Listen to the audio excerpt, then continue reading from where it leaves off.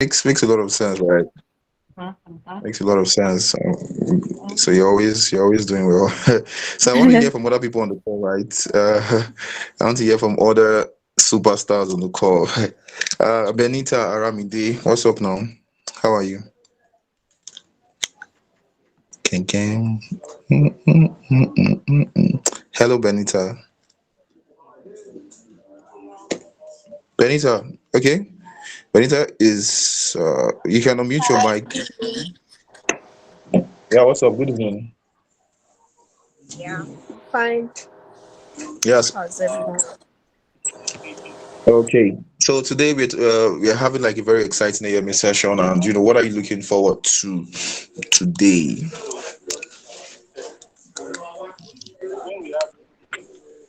So far, they would actually get the job because I'm tired.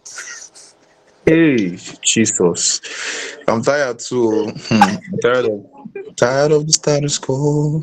Don't worry, you get the job after today's section. All the whole soap, No, you're gonna get it. I like the fact that you're very direct. You look know, forward to it. very direct. You want to get a job. Okay, makes sense. By God's grace, you're going to get the job. Just stay tuned to this session for soap that you can use to But yeah, Unena, what's up? Unena Kehinde. I like the name, so I just felt that Unena from Unena is Igbo and Kehinde is Yoruba, so makes a lot of sense. Unena Kehinde, what's up? Hi, I'm fine. Well, my husband is Kennedy, so that's Oh, yes. God, when? That's Okay. So yeah, what are your expectations from today's session? Like, what are your expectations? I am actually my situation, just like Benita said, I want to get a job, and also I'm working on my portfolio, and somehow I'm really confused. Like, okay, Mm, I have a product design knowledge, and actually I'm still taking some courses on management, and I'm really confused on how to combine the two of them into a, as in, I'm working on a project, a project, and a mm, portfolio and a project, and I'm thinking of mm, how do I combine my product design and the product management into mm. one portfolio, and really it has confused how to do that. All right, today you are going to learn how to do that. I know Elvis has like some very good experience in product management too, and also product design. So you're in the right place. You're in the very right place. So stay tuned. Stay tuned for it. Ihe to Chidima. Chidima, how are you? Hello, Chidima. Hello, hello, can you hear me? Yeah, I can hear you. I like the voice. How you doing? Um, I'm a bit under the weather though, so I can't really talk. I just came to listen. Oh, you can't really talk. Okay, everybody's under the weather, right? The weather has been very funny these days. I'm joking, anyways. Okay, well, you can't really talk, so we pass. What? Yeah, you should say something to us. You already started saying something, right? So, what are you looking forward to? Just very briefly, maybe in like two sentences. Okay, I'm looking forward to learning how to build a great portfolio so I'll be able to Mm. apply for gigs. Yes. So you'll be able to apply for gigs. Definitely, you're in Well, the right place. yes, so I'm looking Jobs forward and to learning how to build a great portfolio. okay, definitely you definitely find all of that right, like right here. Yeah, still we're gonna Alex Uyibadi, what's up? I've been seeing you on Twitter kind of, so it'll be very great to meet you on this space. Alex, what's up? Hi guys, good evening. Can you hear me? Yeah, I can hear you clearly. How you doing? Oh, great. I'm very good, brother. How you doing too? Yeah, not bad, man. Just doing my thing here on the low. No, you're doing good, bro. Okay. Right. So, I guess the question would be what I'm looking forward to, really. Yeah, yeah, yeah. Yeah, I mean, Elvis is a senior man in the industry, and I look forward Senior man to, himself. I mean, senior man. I've shared his LinkedIn statistics, the analytics, should I say, earlier today, and I was like, damn, that's over 25,000 followers, that's over 600,000, post impressions and all that. That's solid, and whoever is able to do that should listen to them. Yeah. So that's why I'm here. Okay, makes a lot of sense. Whoever is able to do that, you should listen to them, definitely. Yeah. Yeah, thank you. Yeah, so I actually would like, a couple of us to, introduce ourselves and what we are doing at the moment. Not every one of us might be a designer, right? So like, introduce yourself, in the chat, basically, right? So basically, the format you're following is your name, what you're currently doing, and why you're in the session. Just give us, a chat. You don't know, recruiters might be in here trying to steal anybody from wherever company they are working in. So, uh, yeah. So just introduce yourself in the chat. Name, what you're doing. My name is Anaye Obiajulu. I'm many things, sure. But for the sake of this session, I'm a product designer, and I'm looking forward to get as much soap from today's session. Like get as much soap from today's session. So yeah, Da Silva, over to you. Okay, okay. So it was really nice hearing everybody speak and set their expectations, right? And like Obi said, you could always use the chat section. You could tell us your name, what you do, what you are looking to gain from the program today, right? And also, as usual, we'll be having like a trivia question at the end of the program. So I'm hoping that everybody pays attention, right? Because I'm going to ask a question, and if you do not pay attention from me, you will not get my prize. So yeah, I'm looking forward to seeing who's going to be the winner for today's section. So I'm not sure if our speaker is here already. Obi, can you confirm that? Yeah, Elvis is not here. I think was trying definitely Okay. was trying to join up. Okay, so while we wait for our guest speaker, right, I would like to hear from other people. I know Inena has spoken. Others, whoever is willing to tell us what their expectations for the program today is, I would really love to listen. So for me, even though like I'm co-hosting this session, I'm really looking forward to learning from Elvis. I've always seen him, do posts on Twitter, but I haven't really interacted with him one on one. So I'm looking to learn a lot from him today. So I don't know if anybody wants to go as well to tell us what they are looking to learn. Does anybody want to go, or do I just look through wherever is in the chat section? So okay, and then I can see your hand up. Do you want to say anything? Hmm. Okay. Okay. So while we wait for our speaker to come up, I'd probably like to ask a question. If you feel like answering, I have a prize for you at the end of it. But if not, well, I'll keep my prize to myself. Okay, Mercy wants to go. All right, Mercy, nice to have you here. Mercy, can everyone hear me? Yeah, we can hear you. Oh, okay, yeah. Mercy. So okay, I can see that Mercy So has I'm looking network forward to learning issues. where to So I find. can I can hear you. oh Good okay, evening. yeah, Mercy.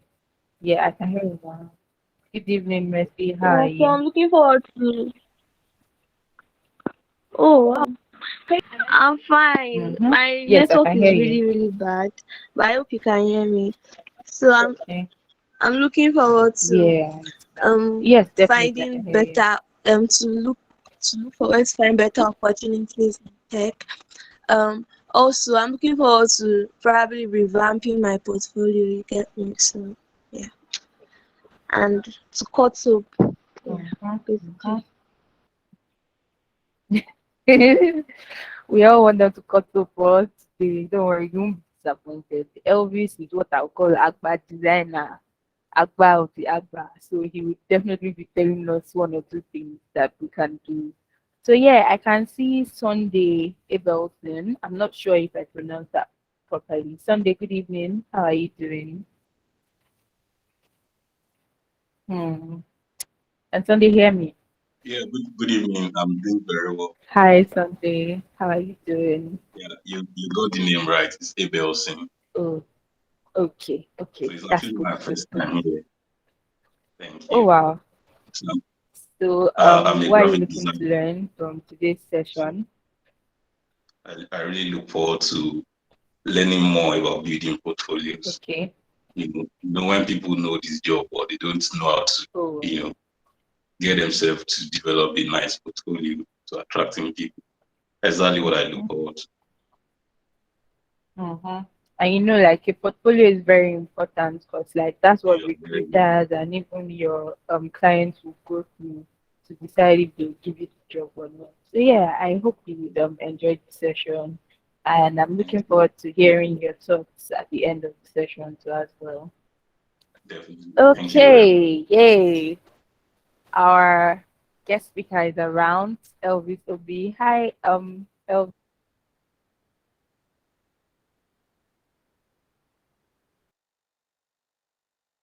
Hello, can you hear me? Yes, I can hear you now. Hi, Okay. nice to have you here. Yeah, thank you so much. Nice to have you. Really, really nice. We're excited. Everyone is excited. They are looking to hear and learn from you. I told them that you are what we call Akbar designer. So you'll be cutting soup for us Like today on this you session. get it. So we are looking forward to learning from you. So before you have the floor, I'd just like to um tell the audience, give them a bit overview of who you are and what you've done so far. So for people who just joining the call, they would have a proper knowledge of who our speaker for today is. So I'll just get right into it. So Elvis is a lead product designer at Marination Studios Limited, and he has an expertise in working with frameworks and management tools like Figma, Adobe XD, Miro, FigJam, and his designs are focused on accessibility and inclusivity to create wonderful experiences for people with disabilities without compromising product usefulness or user needs. Elvis Obi has won Figma Community Awards and has 25 plus products and two patents. Wow. So he enjoys knowledge sharing on Twitter spaces. So you're welcome, Elvis. If we could clap, we would have done that, but Google doesn't have a feature for that yet. So yeah, over to you, Drum Elvis. rolls. Okay. Thank you so much, Toby. I believe that was Toby speaking. Yeah, that's so Okay. speaking. Yes. Yeah. Thank you so much, Toby. So yeah. Hi everyone. Thank you so much for joining the session. My name is Elvis Obi. I'm a digital product designer. Um, right now, I'm kind of focusing my designs around accessibility, and today I'll be sharing with you guys a session by Perxels rather, on portfolio development and where to find opportunities. But before I get started, I want to know if my audio is okay, just to ensure that everyone can hear me. Yep, yeah, good. Okay, great. All right, no problem. So I'm gonna join with my computer so I can share my screen. Just give me a sec.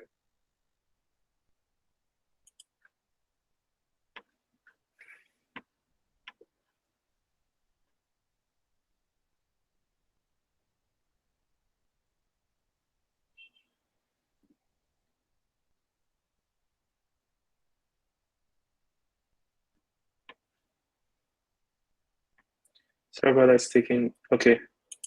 So.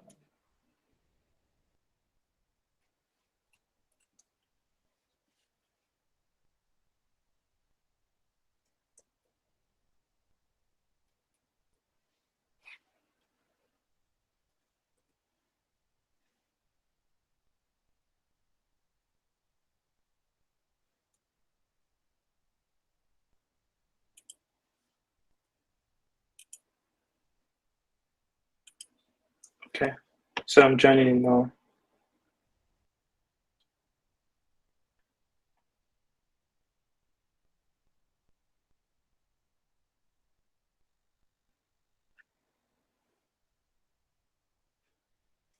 I'm so sorry about this. I don't know what's going on. It's taking so much time. It's fine. Okay. It's fine. All right. So, okay, great. So I'm gonna share my screen shortly.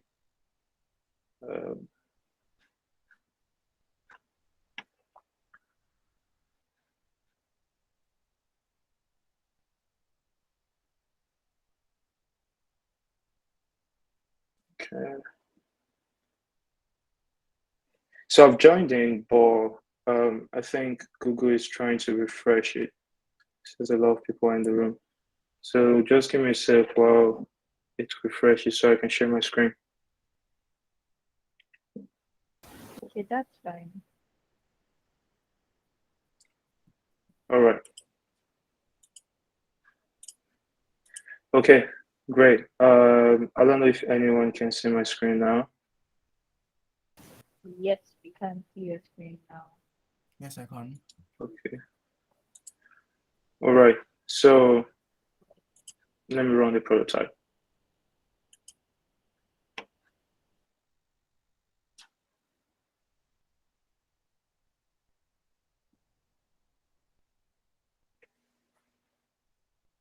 While it's loading, this is going to be an interactive session. So I will share briefly what I have.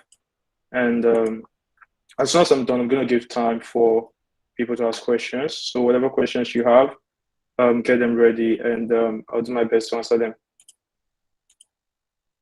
Okay.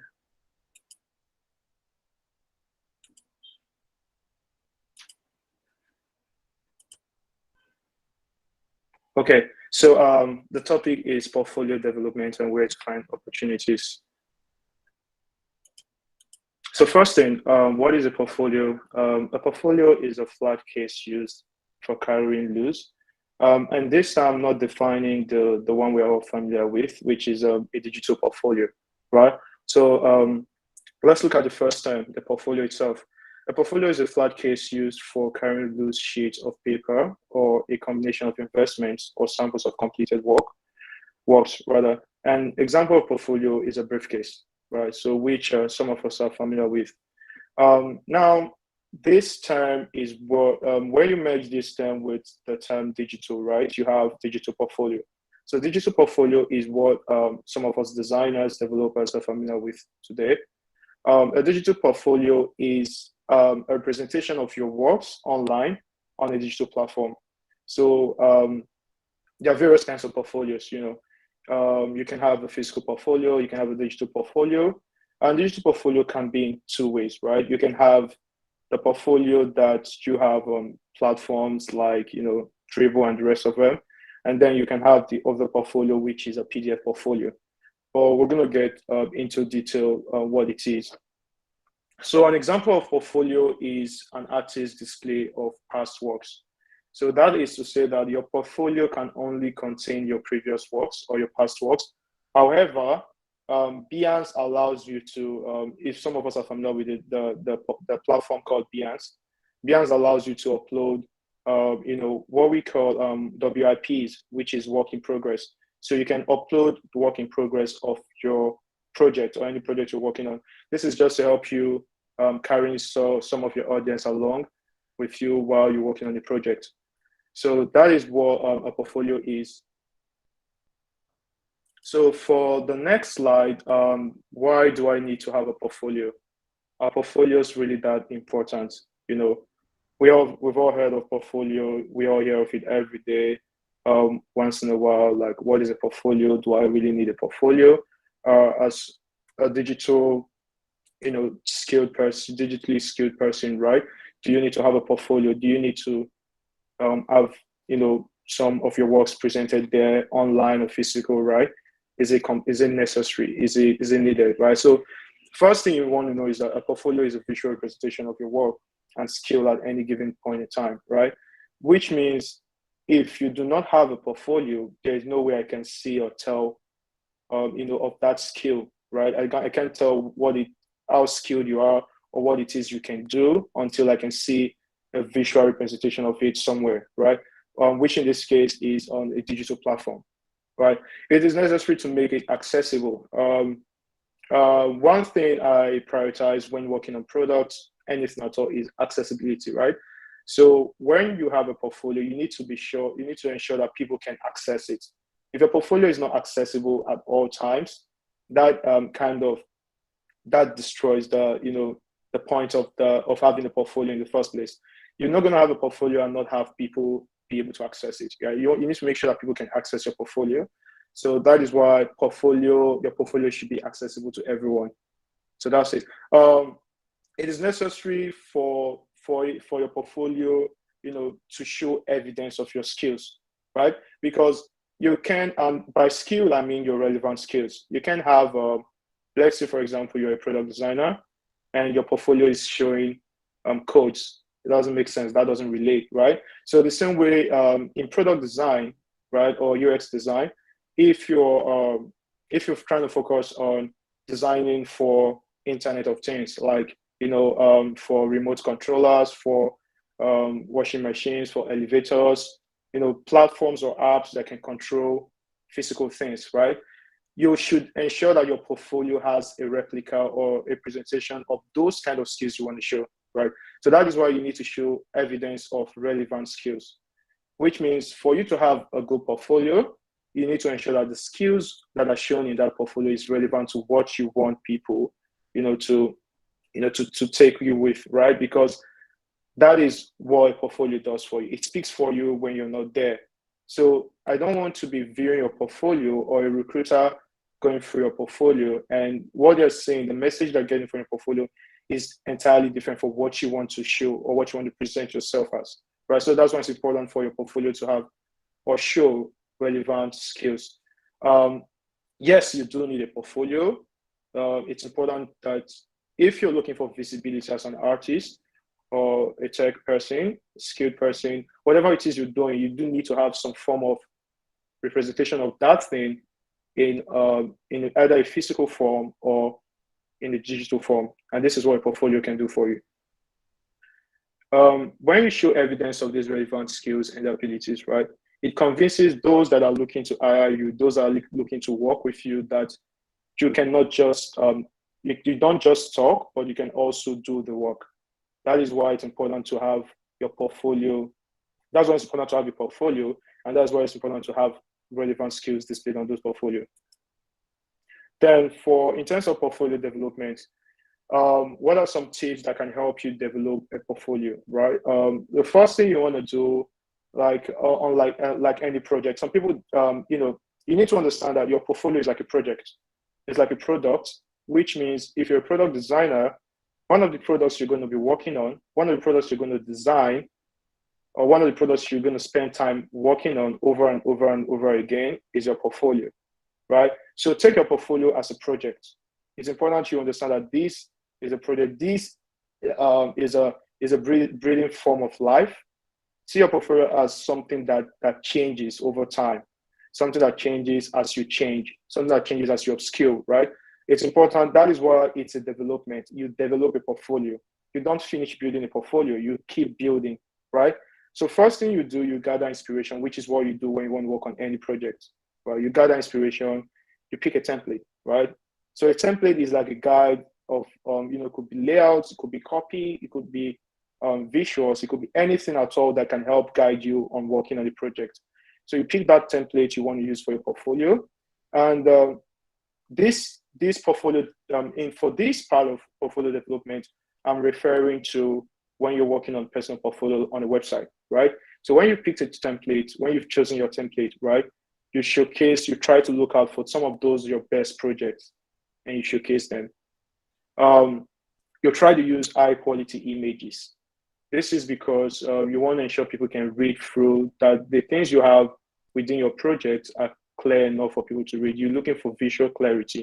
You want to ensure that people can read through these things, right? You include the right content and features. Yeah, sure.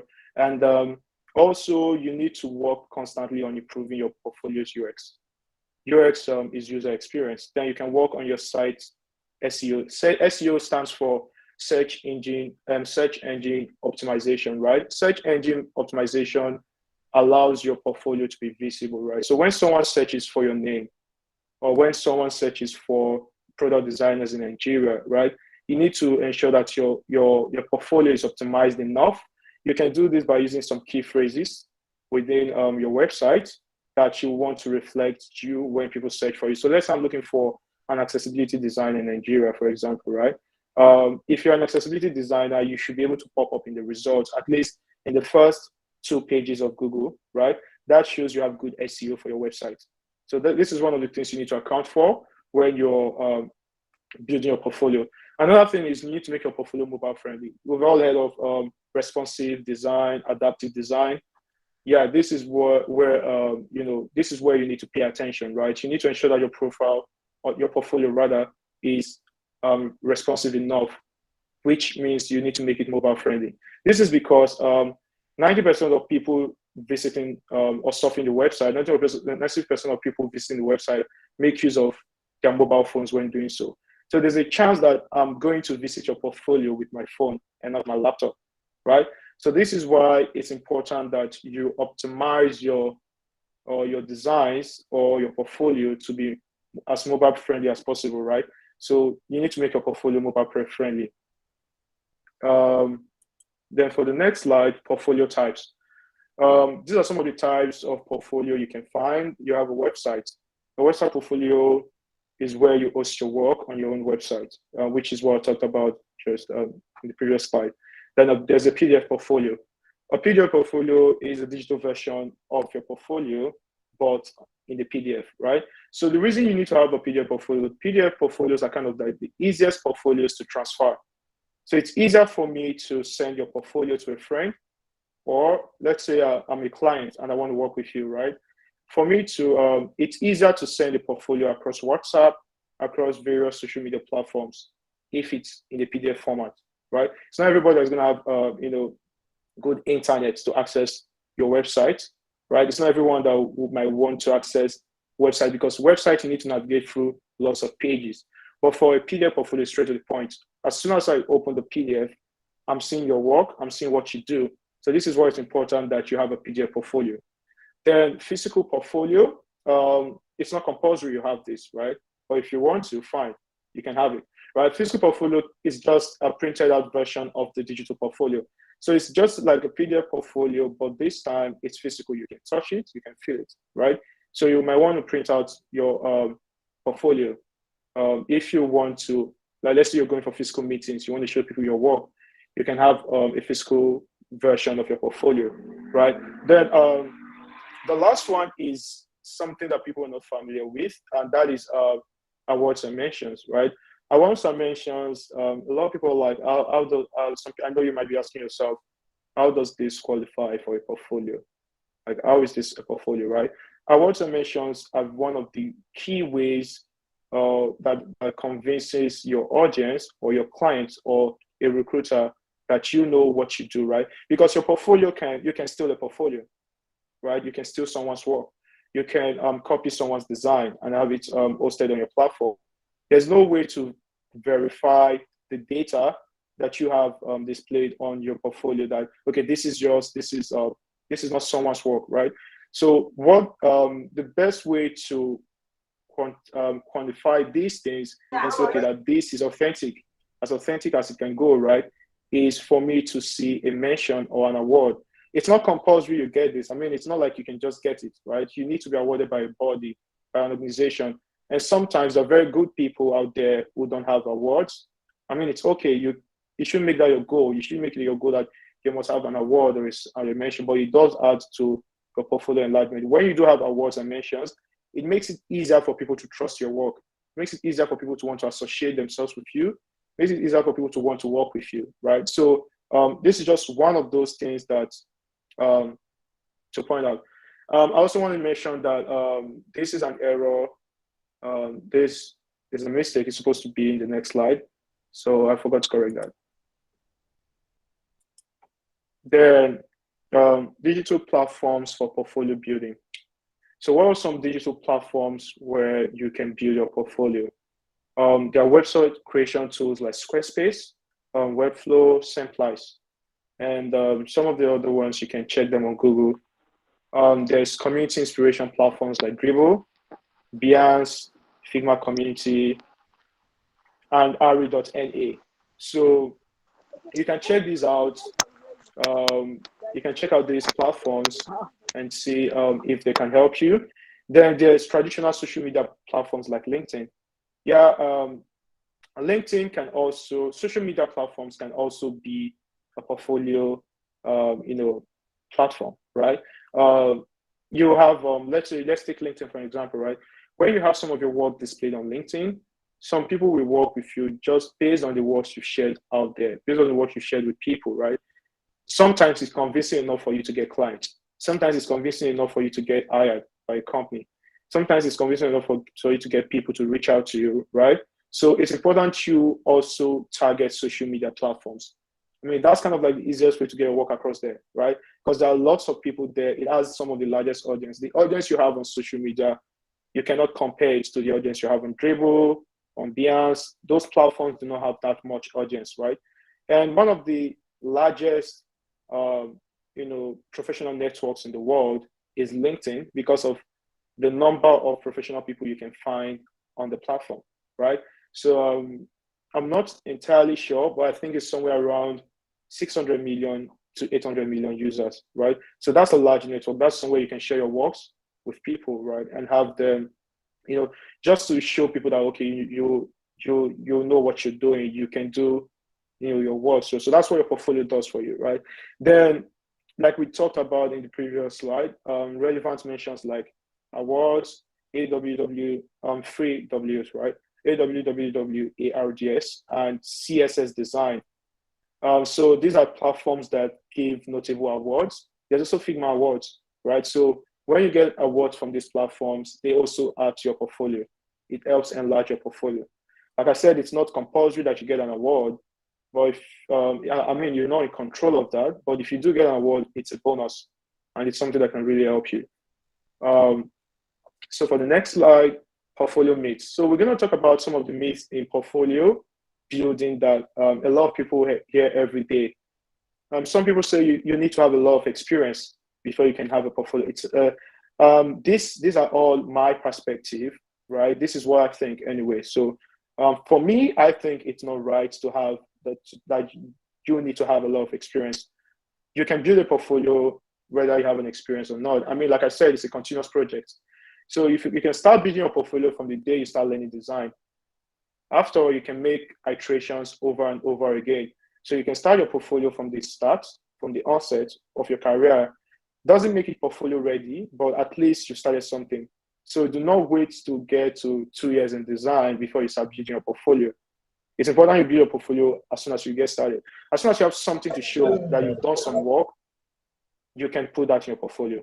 Because after all, your portfolio showcases your work. So as soon as you have any work at all, you can have that in your portfolio. The second myth is I can complete building my portfolio. You cannot complete building your portfolio unless you want to terminate that career path. So as long as you're within the career path, you need to keep building your portfolio for that career path. So if you're a designer, you need to keep building your portfolio. The more progress you make, the more you scale up, the more you advance, the more you learn, the more you get better at what you do, the more products you build, the more you have to change and iterate on your portfolio. Because your portfolio needs to have, it needs to be updated. So it needs to be up to date with your works, your past works, and your present work.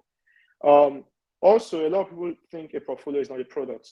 A portfolio is like the biggest product for a designer is the best product you've ever worked on, because it's a project, right? So your portfolio is a product. Treat it like a product. When you're building your portfolio, think of user experience, right?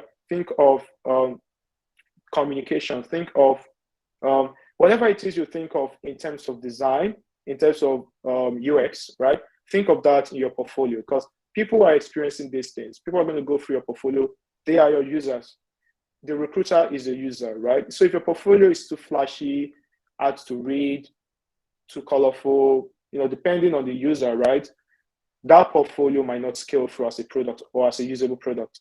And you also have to think of accessibility, right? Can they read this text? Can they use keyboards to navigate the website? Is there speech to text? Is there, does it have support for some of the web accessibility? Does it meet the web accessibility guidelines? Does it have support for some of the web features that can help people with disabilities go through this platform, right? So that's what you think of when you're building your portfolio. For platforms like Dribbble and Behance, you might not necessarily need to think of those things. However, you still need to think of information architecture, right? You need to think of how you place the project, how you present them. These are some of the things that convince people that your work is good. Sometimes it's not your design that is bad, but sometimes it's how you present that design that matters. You might have some of the best designs, but if you don't present it well, people will not or might not, right, think that it's good enough. So it's important that in as much as you want to do the good work with your design, with documenting, with writing, stating out your research and everything, it's important that you also know how to present your work, right? So be able to present your work in a neat manner and in a clean way that people can read it and go through it properly. A lot of people say there's a standard to portfolio building. There's no standard, okay? This is not my opinion. I'm saying this because I think portfolios should reflect your abilities, right? It's about you. It's not about people, right? So however it is you think you can present your work out there, just follow that. And there's some guidelines. Yes, there are some steps you need to take, sure, but there's no particular standard to building a portfolio. So if there are 100 designers can have different portfolios, because their portfolios is a presentation of their work, and not portfolios are not things you should copy. I advise you don't do that. However, you can take inspiration from someone's portfolio as a guide on building yours. Portfolios must be a website. It's a myth. You don't need to have a website to have a portfolio. Your portfolio can be in any form, like I said. Sometimes you don't even need to have it digitally. You can have it just physical copy, depending on your kind of work, your nature of work. So your nature of work is the kind of work that requires you to meet people in person, right? To meet physically with people, or the kind of work that needs you to be in contact with the people you work with. You don't need to have it digitally, right? Then the other one is portfolios need to have a professional look. It is not compulsory. It just needs to be usable enough. That's what matters. Just make sure your portfolio is usable enough. I don't need more than one portfolio. This is not true. You need more than one portfolio.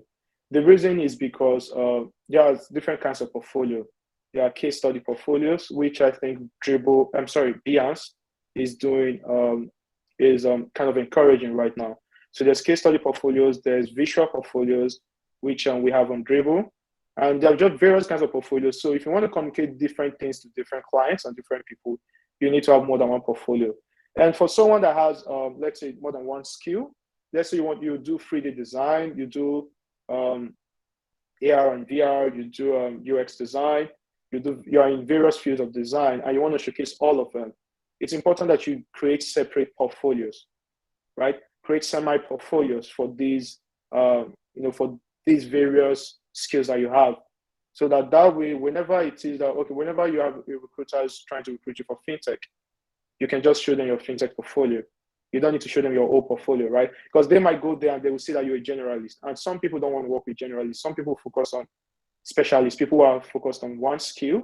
People who do one thing very well. So you might not want to come off as a generalist, right? So you need to diversify your portfolio. It's important that you do that. It's still a choice anyway. You can still have one portfolio if you want, but it's advisable that you diversify your portfolio. You can copy someone's portfolio. It is not true. there are cases where we see people stealing people's portfolio. It's rampant today, and that is why during interviews you find recruiters giving design challenges and all of that.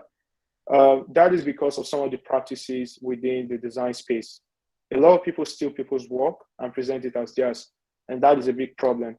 So yeah, so these are some of the myths about portfolio building, and that brings us to the end of the presentation.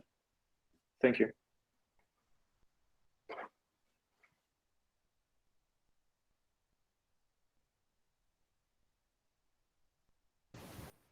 Yeah, if you have any Thank Thank you questions, very you can ask them now.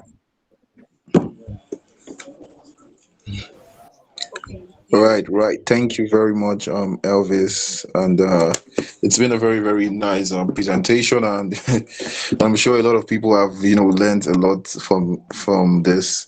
And Elvis has brought the fire tonight, and a lot of people are even trying to join up, but they can't join up. The meeting link is already full. Okay, yeah. So thank you very much, Elvis, for the presentation. I'll just get into some of the things that we have, right?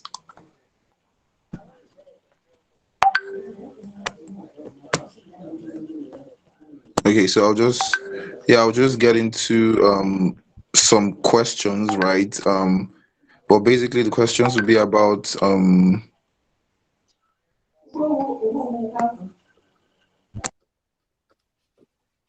yeah, so I'm sure we learned quite a lot of things from today's section, and this will be a very good time to get some feedback. What did you guys learn from today's session, right? Just on the chat and on social media. You can just share what you learned, on Perxels. Follow Perxels on Twitter, Perxels at Perxels. Follow Perxels on Instagram. Just search for Perxels, you find Perxels. You can just share, what you learned on Twitter, on Instagram, also on LinkedIn too. Just share what you learned after the session, or you can do it right away if you're not going to get distracted on today's session. So all you just have to do is to tag Perxels. There might be a prize waiting for you. For the post with the highest likes, there might be a prize. I'm not saying there will be a prize, but you know how it is when we come to Perxels session, right? AMA session rather. So yeah, just tag Perxels on your post on Twitter, LinkedIn, Instagram, Facebook. We are everywhere, even TikTok. Just basically share what you learned from today's session. I'm sure a lot of people have like lots of questions, right? And a lot of people are boiling to ask questions. However, before then, I will just ask a few questions. These are questions from the form online. So I'll just ask a few of them, and we'll just get into we just get into the session. So Elvis, somebody from our online audience is asking, how do I use storytelling to present my portfolio? Okay, storytelling. I think Yeah. I believe that would have to do with a personal website. I don't know if the person can speak. No, the person cannot speak. Yeah, because these are questions, from our online form. While we're trying to get Oh, feedback registration. Yeah. okay. So All right. Okay. So anyway, if it's a website, it's just like the way you design websites, you need to communicate, you need to tell stories with your website, right? From the hero section to the sections you have, your first section, second section, third section, the way you display or arrange those information, right? Which I think is called information hierarchy, right? So the way you display information on the design will guide users on how they'll scroll through your page, right? So let's say, for example, I come to your website, and the first thing I see is Elvis Obi, right? I'm going to use myself as an example, right? Elvis Obi, a product designer from this country, right? That gives me an idea of who you are within a glance, right? So within the shortest time frame, I already know who I'm dealing with. As I scroll down, I need to see some of my work. I need to see some of your works rather, right? So you see Elvis Obi works. So some people categorize their works in calendars, right? So they just show you works within 2022, 2021, 2020. That gives an idea of a timeline. So I can tell how the person progressed through their career. So I can tell if they had to deal with failures. I can tell if they had to deal with successes, right? So this allows the client to have trust in the person. So this is using storytelling, but in form of design to communicate things to certain clients. So as I scroll down, sometimes I might want to work with someone who has a social life. So you can put things like my social life, right? Where you travel to. You've gone on vacations, the people you work with, or some things like that. It's not important for every client, but some people like to know that there's a human side to you, right? I'm not just working with a robot. And to an extent, we can communicate in an emotional way, right? So sometimes your clients want to get personal. It happens. I'm not going to advise that you get personal with all your clients. Sometimes try to keep it professional, but yes, it does happen, right? So some clients will want to see something like that. Then afterwards, I might want to see what are some kind of things you've done within, let's say, your awards or your past works or your past projects or the people you've worked with. And I also want to see recommendations. Do you have anybody you've worked with in the past that is giving you one good word or the other, right? So you might want to put some quotes, right? This is what my previous client said about me. You're building trust as the person scrolls down your website. Depends on the kind of scroll. Some websites come with vertical scrolling, some come with horizontal scrolling. While some have, I've forgotten what they call it, right? But it's this effect where as you scroll down the website, it stays in a fixed position and moves across the pages, right? So it depends on whatever website you're trying to design, or whatever view you're trying to design. You should just be able to communicate certain emotions and certain things through storytelling to convince that client that you're the person that they want to work with. So it's beyond just your product. That's why I said your portfolio is your best product. So the way your portfolio, the kind of experience your portfolio gives to a client or a recruiter is kind of like the conviction line. That's what convinces them if they want to work with you or not. So that is how, in my perspective, you can use storytelling when you're designing your personal website. Thank you very much, Elvis. Well said, Elvis. Been able to learn some things from that. So, somebody's asking, how do you get jobs as a freelancer? Like, what platform or how can one position himself? Yeah. Okay. Getting jobs. It's a competitive platform. It's a competitive market, rather. The design space is competitive, right? It's not saturated, but it is competitive. It's competitive because a lot of designers are good and some designers are not good, right? And by good, I mean by the market standard. And because I think everyone knows how to design, but there are some certain standards you need to have to be able to scale through the market, right? So by market standards, a lot of designers out there are not good enough. It could be in terms of experience, it could be in terms of this. So it takes beyond just visiting these platforms to get a job, right? I can recommend you to Upwork, I can recommend you to Behance, I can recommend you to Dribble, right? I can even recommend you to LinkedIn. Some of you have been there, some of you have been trying to get jobs there. It takes beyond just being on these platforms to get jobs from them. If I tell you to go check out Dribble, go check out Behance, go check out Upwork, that doesn't mean that you're going to get a job. Even if I give you tips on how to get a job, still doesn't mean. So it varies across individuals. Depends on your skill level, depends on how you're able to communicate. This depends on this. Yeah, storytelling also comes in here. Depends on how you're able to tell stories about yourself and the work you do, right? It depends on your portfolio. It depends on so many things. But for platforms, which I'm going to share now, that I think you can get jobs, you can try Dribble. But for you to get jobs in Dribble, you might need to have a pro business account. A pro business account allows you to reach out to recruiters directly, or allows you to apply to certain roles. There are some roles advertised on Dribble. I just found out about that recently, sometime last year. So there are some roles applied that you can apply for on Dribble directly, or you need a pro business account. Then Behance, you can get a job from Behance, right? I haven't gotten jobs or gigs from these two platforms, but yeah, I'm aware that you can get gigs from them or a job, sometimes full-time, right? Then there's Upwork. Upwork is a battle of the fittest. It's one of the most difficult platforms to navigate, right, in freelancing. There's also another platform called Freelancer, right? Freelancer has been there for ages, so I don't really know so much about it because I never used it. But I used Upwork. I made use of Upwork. I was able to scale a bit before terminating my account. But yeah, you can try out Upwork. But Upwork is very, very competitive. It takes a lot of bargaining. It's beyond just design.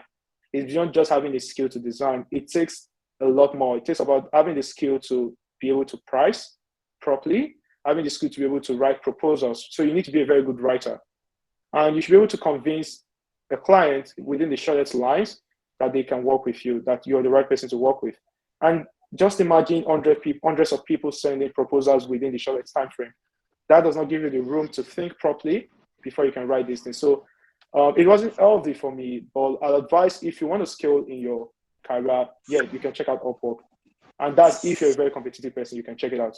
But you have to understand, I'm not going to sugarcoat anything to you for you, right? It's very difficult. Okay. But yeah, that's all Thank I have. you. Thank you very much, Elvis. So more questions. Somebody's asking, is it safe to put my portfolio on social media for visibility? And how do I make sure that no one steals my work? Okay, two questions. Okay, so is it safe to put your portfolio on social media? That For depends, visibility. right? Yeah, so that depends. If your portfolio does not contain, projects that have NDAs, right? As long as you're not going against any client's, contract, right? So if there's a non-disclosure in your portfolio, right, you might not want to put it out there. But sometimes you can if the portfolio is password protected, right? So if you have a password, you can put it out there and you can show this portfolio to specific clients that you trust.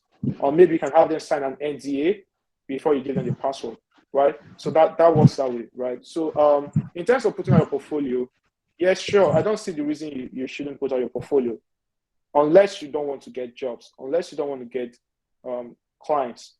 However, you don't not putting out your portfolio does not mean you're not going to get jobs or clients, but it helps guarantee, it helps make it increases your odds, right? The chances of you getting a job. When you put it out there, it increases the chance. It doesn't guarantee anything, but it just increases your chances, right? So for the second question, trying to recall what she said or what the person said, right? Yeah, I said, The person, how do okay, I make sure nobody steals my work? okay. How do you make sure no one steals your work? Stealing of work. So for me, I think there's no way you can avoid that. People steal, right? Designers steal. There's even a book on steal like an artist, right? So there's a book for that. So people steal works, people get inspired. However, whatever we call it, some people call it inspiration, some people call it redesigning, some people call it reinventing, some people call it redefining, whatever it is you call it, right? Stealing is stealing, right? And it depends on how you are able to make it different, right? So you don't just steal it to steal someone's work and don't make modifications. The problem is when you steal someone's work and not modify it. So in terms of preventing people from stealing your work, it's not possible because even that work you're trying to prevent people from stealing, you somehow stole it from someone because you got inspired, right? No creative idea is new, right? Whatever it is you're thinking of, whatever it is you've done, someone else has done it. You can only do it better, or you cannot say you're the pioneer of that part of that style of design or whatever it is that's going on, right? Because your creativity is somehow somewhat limited to some of the things you've been exposed to, right? Growing up or learning. So those things you've been exposed to in learning kind of affect how how you work today and the way your designs are structured. So you can't necessarily say that someone's stealing your work, and that is, I don't think that should be the worry. I don't think you should be worried about. I think what you should be more worried about is doing good work and putting it out there. If you want to put your work out there because you think people will steal it, fine, you can keep it to yourself, right? I just want to be sure that before, if you're going to do so, just be sure that you were never inspired by someone, that you did everything from scratch without looking at any mood boards. Then, I mean, you can keep your work if you don't want people to steal it from you. Yeah.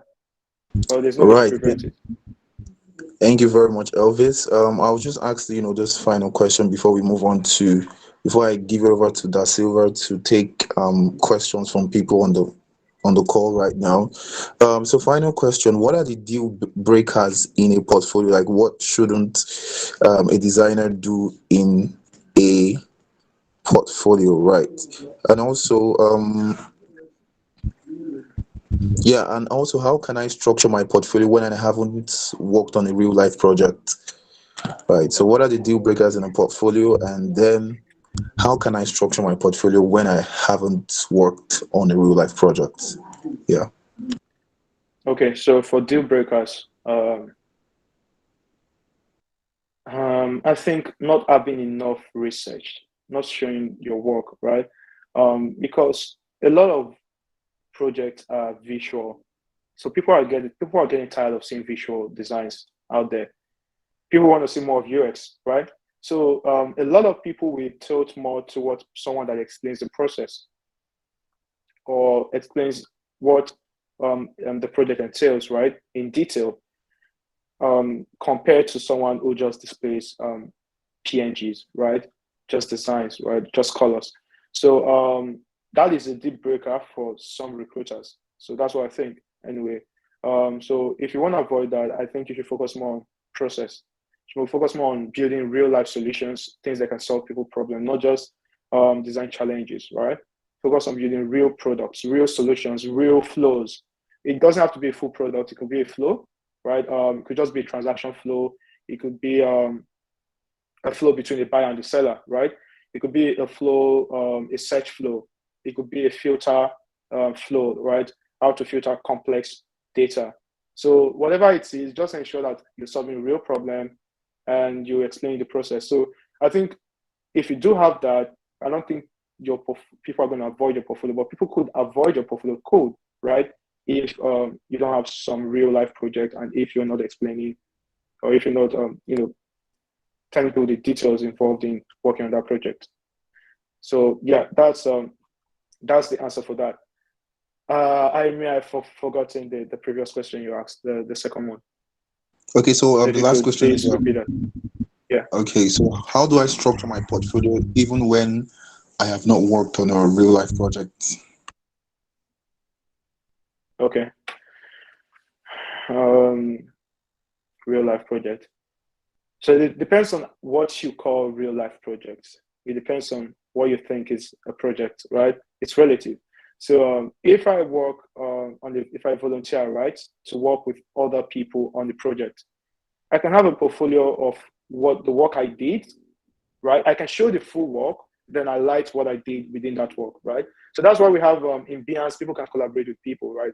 So if you've not worked on any of those projects and you've not done anything, I don't think you can have a portfolio if you don't have.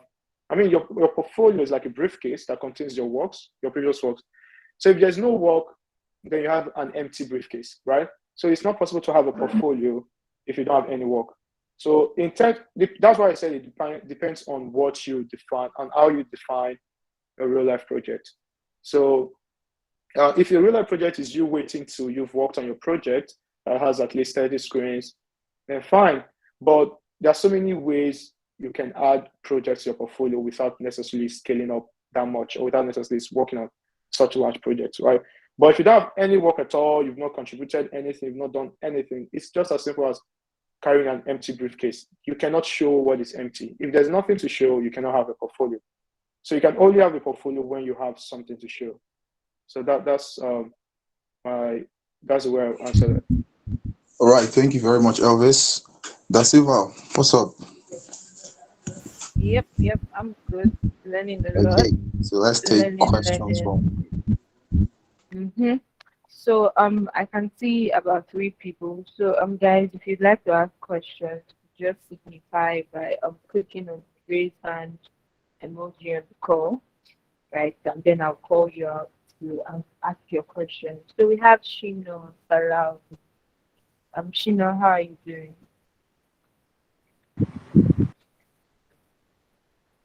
Hmm. I'm Okay, fine. yeah. I'm fine. I'm good. Okay, yeah. So we'll just take your question. Hi, good evening. Okay, we Hey, can good hear evening. you, Shino. Yeah.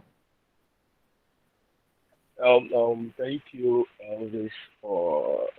I've been learning a lot. It has been a very interesting platform. Thank you very, very much for sharing so much.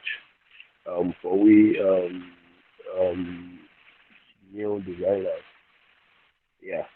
So my question is, what is the best platform to host your portfolio? Okay. So if I'd answer this, I'd say it depends on what you're trying to achieve, right? I cannot tell you which is best for you, right? But I can tell you some pretty good ones. I mentioned Behance. Behance is a very good platform. Um, I also mentioned some. I'm gonna share the slide anyway. I'm gonna share the slide with I think after this question I'll share it. So while people are still here, I'll share the link to the Figma file so you can check out the slides and yeah, you'll find all those things there. But I cannot tell you the best platform, but some of the platforms I mentioned there are very good platforms, so you can check them out, and then you determine which is best for you. I cannot determine that for you. Oh, okay. All right. Thank you very much. Okay, thank you. I hope that answers your question, Shino. So I'd just like to point out that to save time and respect our guest time as well, let's just go straight to our question so we can give him time to answer both your question and other people's question as well. So we have Raymond Okbomo. I hope I pronounced that well. Raymond, what's up? Yeah, good evening. Evening. So can we have your question? Yeah, thank you, Elvis, for the. Yeah, okay. Uh, Elvis talked about building your portfolio as a specialist. So I want to know, as a newbie in UI, UX, and product design, how do I navigate from building my portfolio as a specialist? Thank you. Okay. How do you navigate building your portfolio for as a specialist, right? I'd say for me, I'm an explorer, right? So and I also take risk. So I will not advise you try focusing on specializing now. I advise you try to take risk. You try to explore. Find just check out different areas in design, different industries. At the end of the day, you're going to find one that you're comfortable with. When you found that one, you can then decide to specialize in Yeah, it, yeah, right? So that's what I'd advise anyway. However, if you think you're convinced enough within yourself that this is what's good for you, you can start now. You can start specializing on that particular field. But if you want to explore, if you want to take risk, if you want to check out other things, just to be sure, you can do that first before before specializing. So that's our advice. That's the route I advise you take. Yeah. Thank you very much. Okay. All right. Thank you, Raymond. So we have Henry. Before Henry goes up, let's not forget to share what we've learned so far on our social media handles. Let's tag Perxels, let's tag Elvis, so that people who didn't have the opportunity to join space can also get to learn from one or two things that we've shared as well. So Henry, you have the floor as well. Henry, Hello, good evening, everyone. yeah. Hi, can you hear me? We can hear you. Yeah, yeah. Okay. Okay, thank you, Elvis, for what you have shared this evening. Man, I've been waiting my whole life to talk to you about this, and I'm so glad I have this opportunity. So, I have two questions. One is, how did you land your first product design job? Like, how did you build your portfolio back then?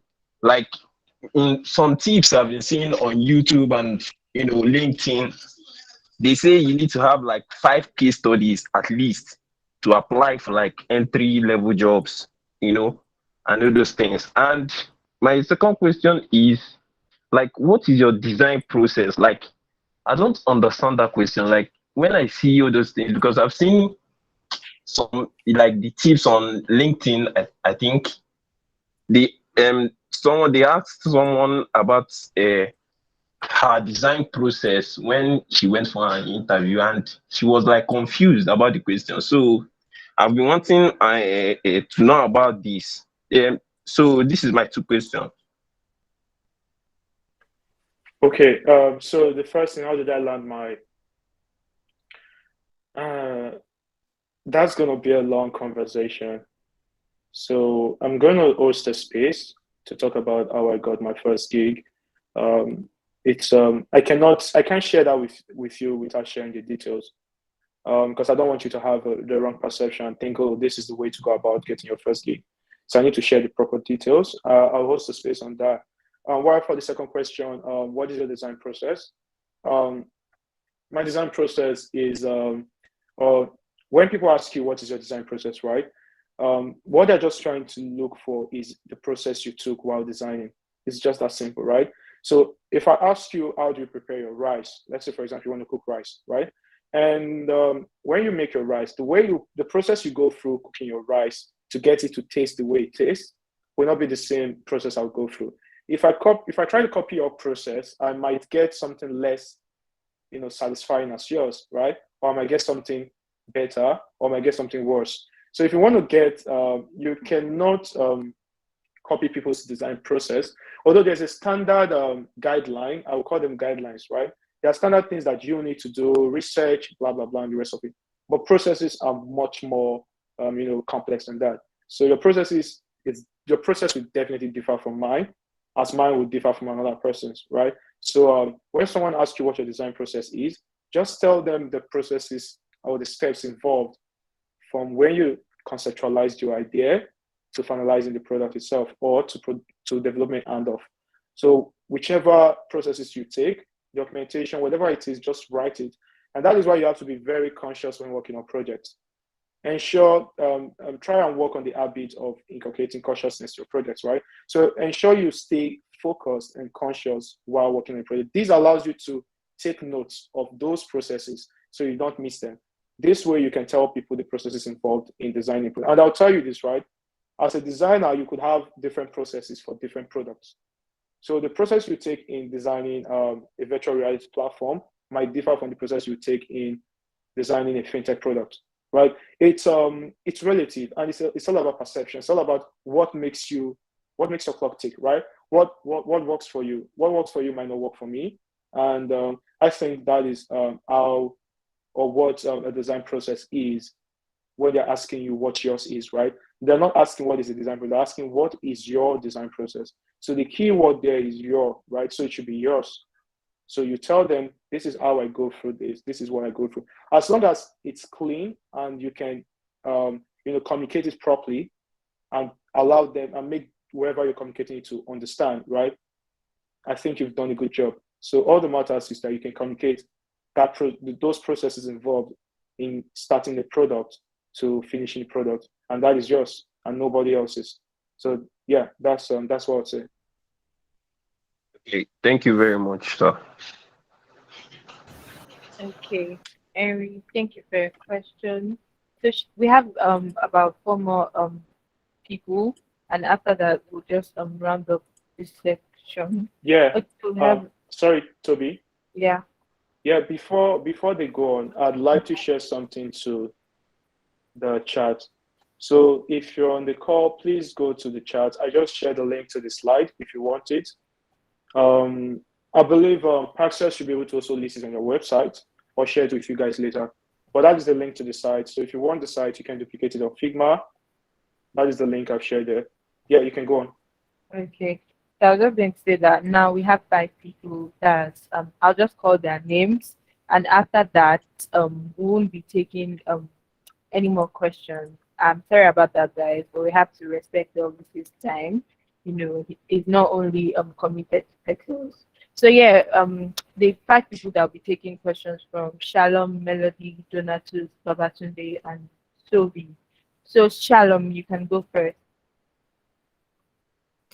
All right. Good evening. Good evening, Shalom. So you just ask your question so that we can please for others. Thank you. Yeah. Good evening, Elvis. Thank you so much for this session.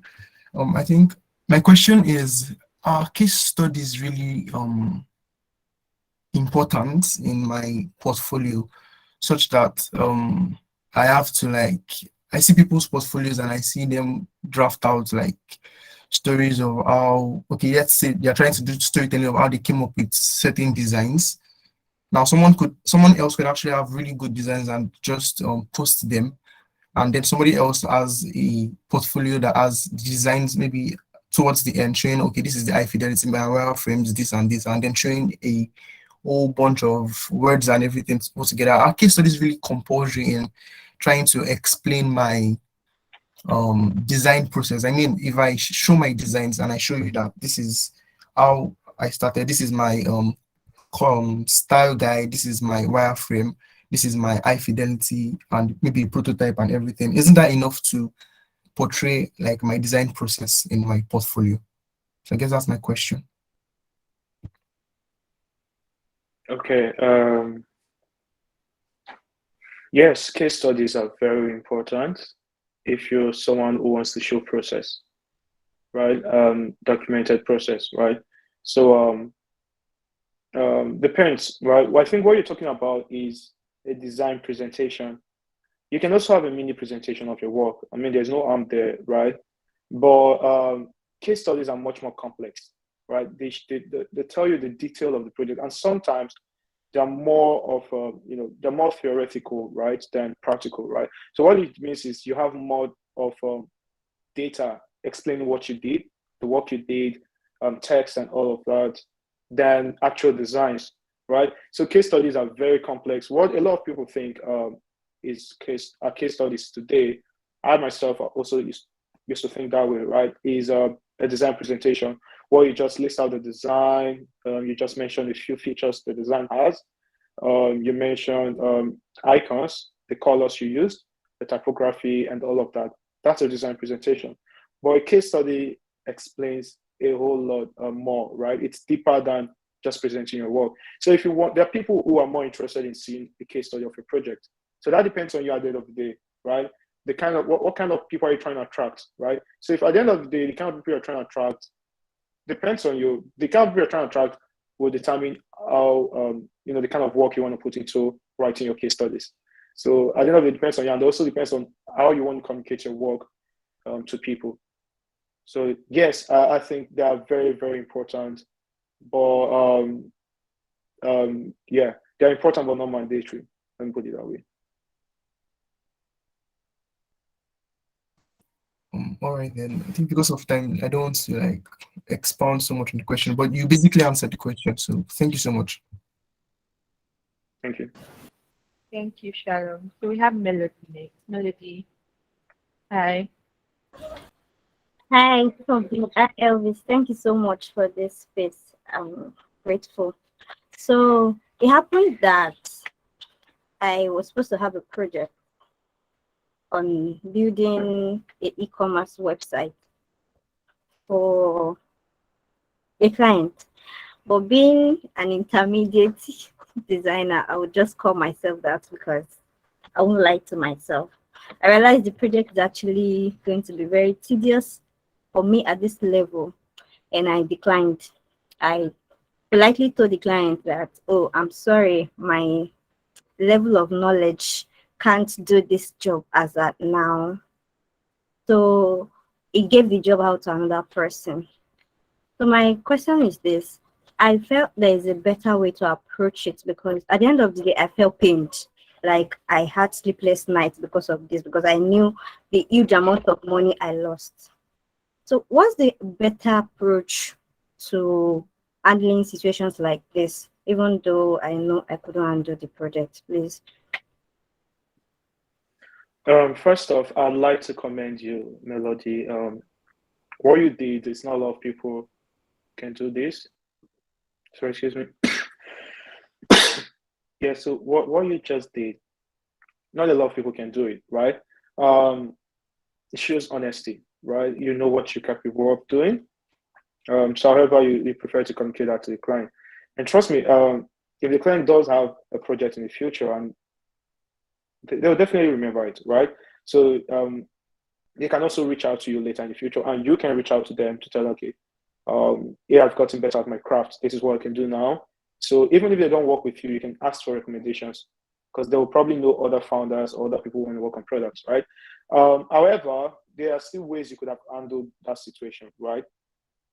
It's not like there's a better way to handle it. I think the way you handle it is okay, right? However, if you really wanted the project. If you think it's something that you can read up on and get to know about and still be able to deliver an optimum result for the client, you could have taken it. But you know yourself, right? So I don't want to answer this without knowing your abilities and without knowing the kind of project it is. So there's just so much data I need. So there's sorry about that. So there's kind of data you need. There's the kind of data I need from you to know exactly how to answer this question. But you might not want to share that, and that's okay, right? But the kind of client, the kind of project, and your abilities, all these things matter when it comes to accepting projects. So I don't have this data, so I might not be able to answer this properly. But I think what you did was good. However, there could have been a different way to approach this if I had all this data. Okay, thank you. I would likely connect with you on Twitter so that probably we can just have a pointer at it. Yeah, we can talk about it later. Yeah, that's great. Thank you. Thank you. Okay, so thank you for that melody. We have Mercy. Donatu Mercy. Hi, good evening, Elvis. Good evening, everyone. Thanks very much for your Hello, time, Donatus. Elvis. So, I have two questions. The first question is, as a beginner, how many designs should I have in my portfolio to be able to start applying for jobs or for gigs? And the second question is, do you have resources or courses that I can use that helps me with presenting my design process better?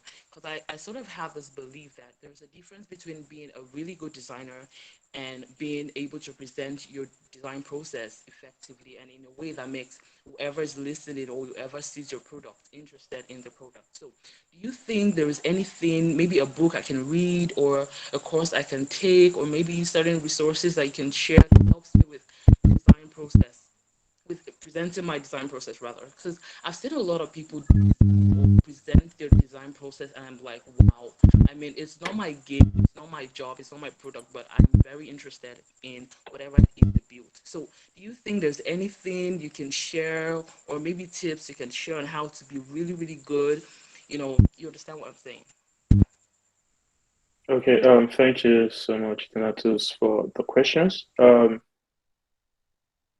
Okay, so for the first question, I'll answer the first question, right?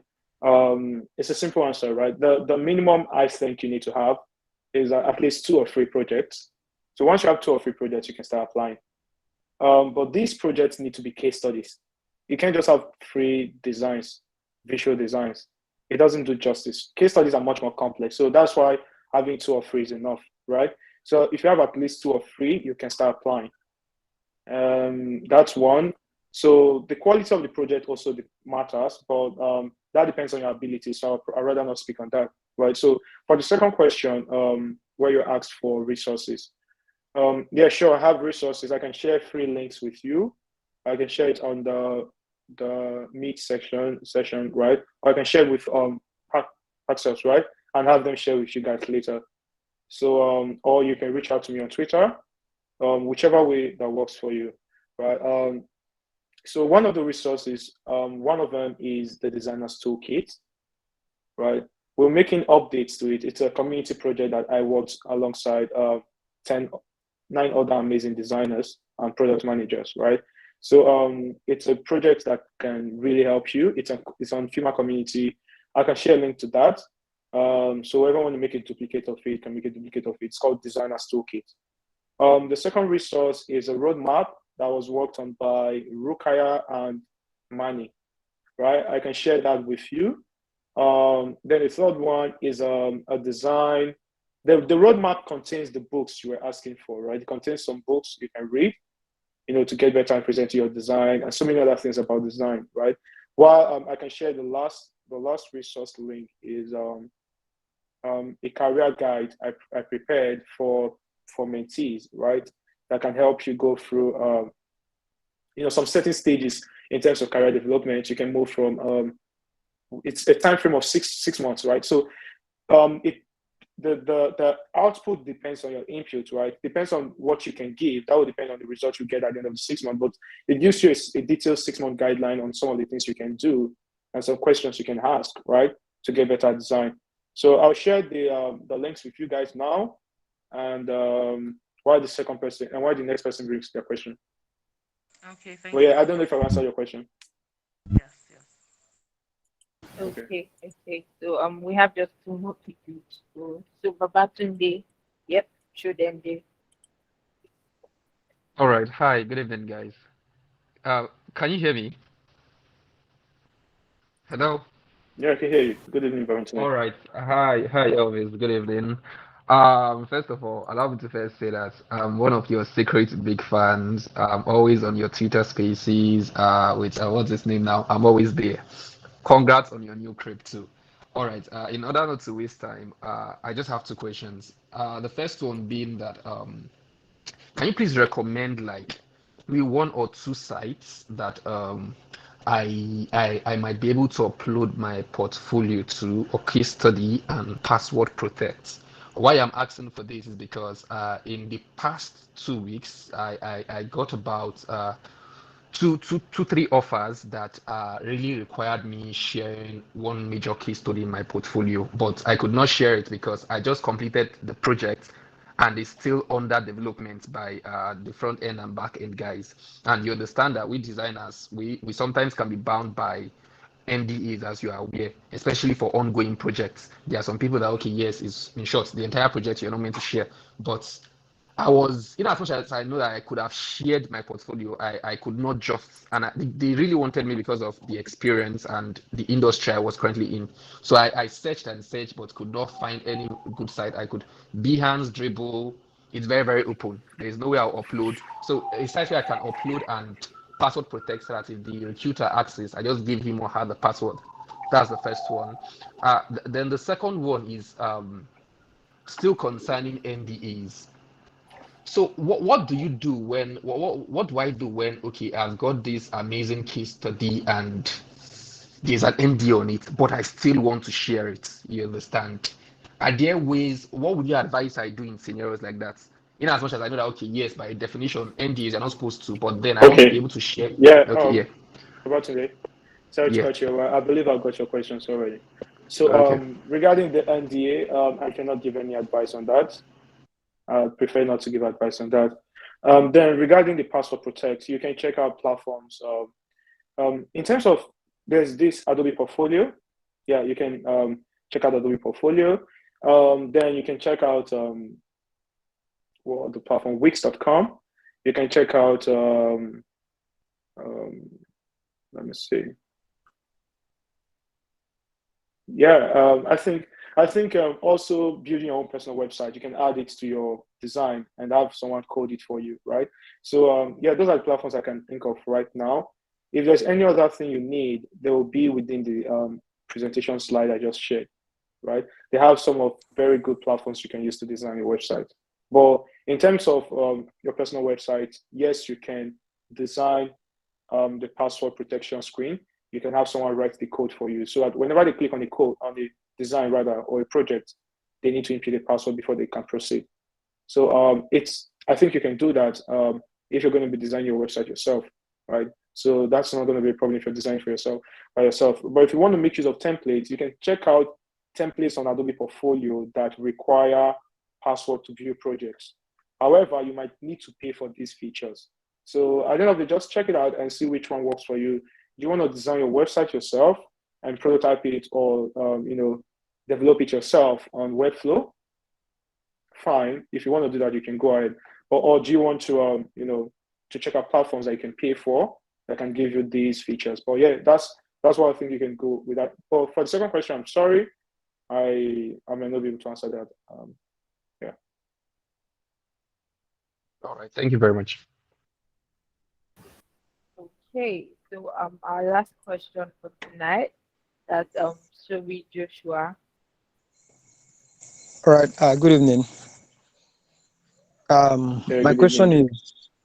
is this: as a new designer, uh, I've observed that most times you see designs that focus on e-commerce, food design app, all these app, and you see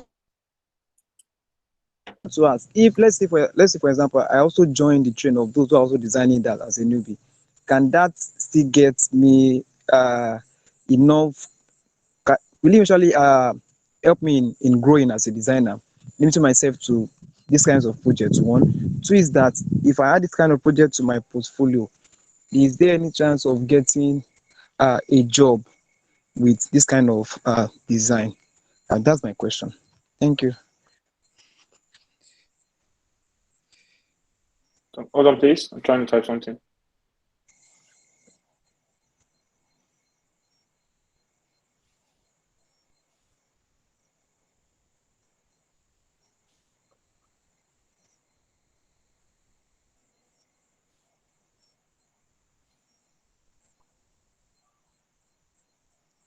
Okay, sorry. I don't know if you can please ask your question again. I'm so sorry. I was trying to share something with the group. Yeah, Sophie, are you there? I think you're muted. Okay. I don't know if anyone got his question.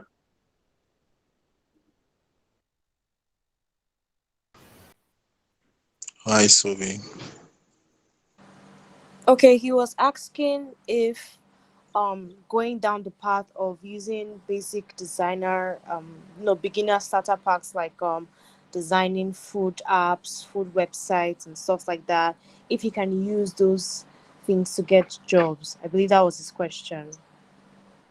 No, yeah, sure. Like I If going said, through that route would get him okay. jobs. Okay, thank you so much, Erica. Yeah, like I said, yes, you can. As long as you can explain your process. Like, I told you, you have your own process. So how you design things, right? If you can make it more detailed, you can add more features, you can solve a UX problem that probably people, other designers missed or something, right? If you can do those things, sure, you can present, you know, whatever the traditional UX problems people have these days, fintech, e-commerce, and all of that. As long as you can do it properly and also document it, then fine, you're good to go. That's what I think. Adobe Portfolio is not free. You're right. Adobe Portfolio is only free for the first 30 days. After 30 days, you need to pay for it. I think it's about I'm not sure, but roughly $10 to $20. I'm not sure. But yeah. But that's it. I believe I've answered the last question. Yes. You answered the last question. Thank you so much, Elvis, for making time out to teach us. I'm sure everyone learned one thing or the other from this session. I myself learned as well. And I'm looking forward to everyone implementing some of these things that they've learned as they progress in their careers as designers. So I'm seeing that people still have lots of questions, but because of time constraints, we can't move further. So would you mind sharing your probably social media handles, maybe if they could tag, or would that be okay for you? Okay, no problem. So I'll share links to my Twitter and my LinkedIn. So you can reach out to me on Twitter and LinkedIn if you have more questions. Okay, thank you so much. Okay, so before we finally wrap up the session, I stated earlier before you came that we'll be giving out a gift to anyone on the call who gets a trivia question right. So this is where you guys come in, guys. I'll be asking one question. The fastest finger, right, to answer my question correctly on the chat section would then have our community manager reach out to them. So my question will be, when I was reading Elvis's biography, I mentioned that he can work with about 4 tools. So if there's anyone that knows how many tools, like the name of those tools specifically, if you can give me 4 of them on the call, please could you drop that in the chat section? Let me drop down a little. So if you can mention, yeah, before. Okay, I can see people answering. I would have to now go through to the chat section. So the first person to answer correctly, since a lot of people answered, will be the winner. Um, so the answer to my question is Elvis uses Figma, Adobe XD, Miro, and FigJam. Okay, so I can. Sorry, I'm going to chat section. Let me see who got the ball correctly. Miro, FigJam, Adobe XD. So the person who got it correctly, Amarachi was very close, but I mean she wrote Adobe. I'm not sure there are many tools that Adobe has created, but Okoronko Chidi would be our winner for tonight. Thank you to every other person that tried to answer our question. Really appreciate you trying. So our community manager will be in touch with you, Chidi. You could just drop your email also in the chat section as well. Thank you so much. So finally, before I hand over to Obi to round up the session, there's this thing we do at Perxels where at the end of every section we try to take a selfie, we'll just keep that in our galleries. I can pump Elvis a little bit and say yes. I was at an event where he spoke. So this is where we all get to turn on our cameras if we're not shy. And then once our community manager at Pexels has taken the picture, then we can have Obi wrap up. So yes. Okay, everyone can see me as well too. So Toby, Obi, we can't see your face here. Why do you want to see my face? Because we're trying to take a selfie here. Why is it becoming personal? Okay, can't see my face. Jeez. Okay. So, Toby, did you get the picture? Hi guys. So I need more faces. I know we're in Nigeria, we can be dark, but please,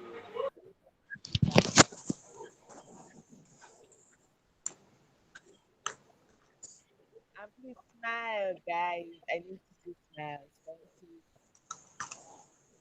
Thank you. Okay. Who said there's no light?